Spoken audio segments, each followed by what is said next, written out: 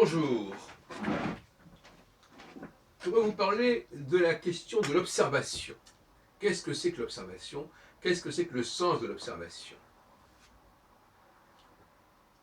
Il est évident que le mot observation ne doit pas être pris uniquement dans le sens visuel.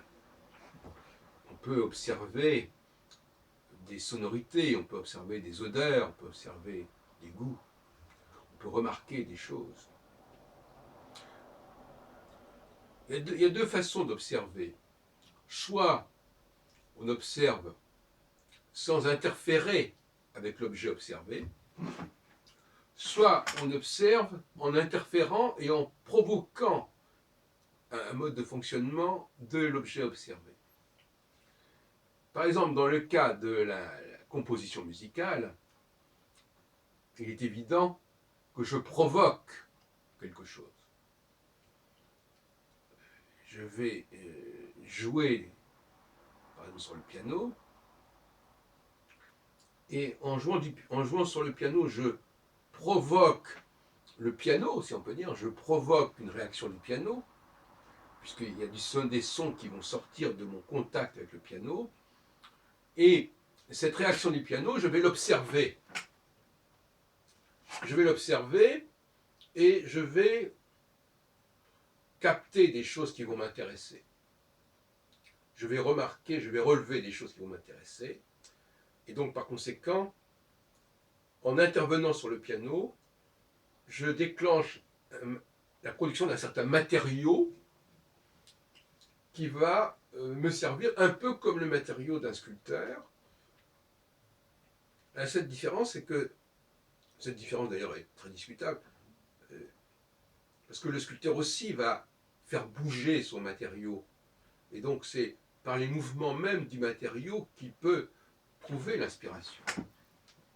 Donc il s'agit de créer du mouvement. Et quand on étudie une société, un groupe humain, eh bien, il faut aussi créer du mouvement. Il faut avoir une sorte d'interaction avec l'objet étudié.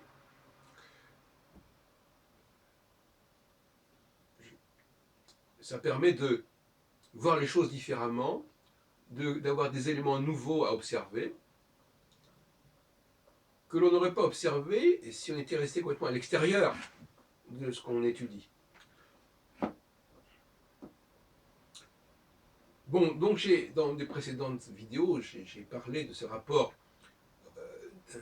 avec le fait qu'on observait mieux de l'extérieur que de l'intérieur, mais ça n'empêche qu'il faut que cette observation de l'extérieur, elle puisse éventuellement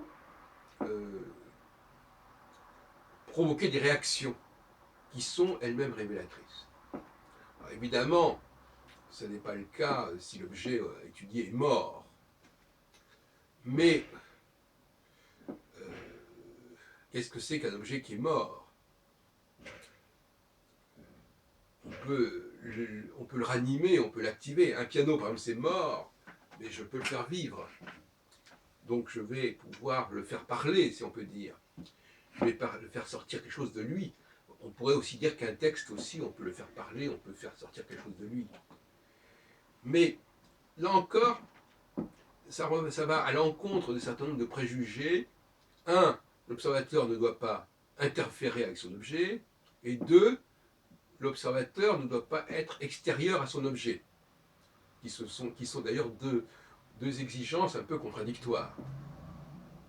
Eh bien, moi je réponds dans les deux cas, oui, il doit à la fois être extérieur à l'objet, parce que s'il est complètement à l'intérieur, il ne le capte pas dans sa globalité. C'est-à-dire un objet, je veux dire par là, une population, une société, au sens des sciences sociales. Mais en même temps, cet objet, il faut le provoquer, il faut provoquer ses réactions, de façon à ce qu'il puisse se donner à être observé, qu'il se donne à voir, à être vu. Donc il y a des problèmes de méthodologie là qui est en débat, et dont je voulais vous faire part, et qui va à l'encontre de cette idée que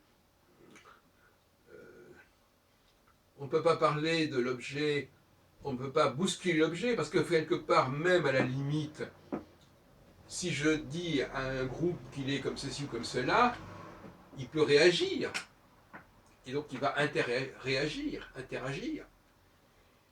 Et donc ça peut être intéressant aussi de voir comment un groupe réagit à l'image qu'on lui renvoie de lui-même. Et peut-être que cette réaction va pouvoir nous permettre d'aller plus loin dans notre observation, notamment dans ce qu'on appelle le déni.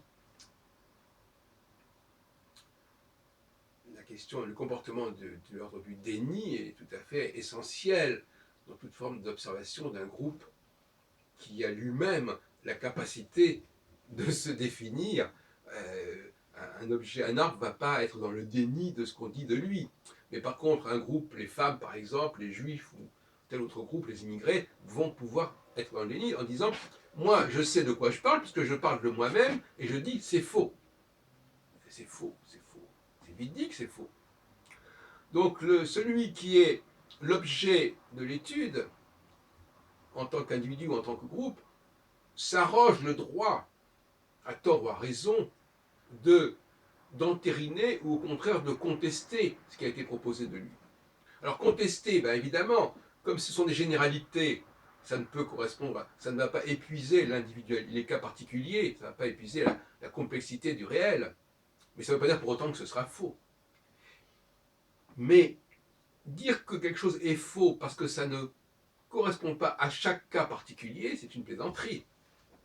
Bien évidemment, on ne peut pas dire des choses générales qui soient à la fois fractalement vraies pour chacun des éléments du groupe.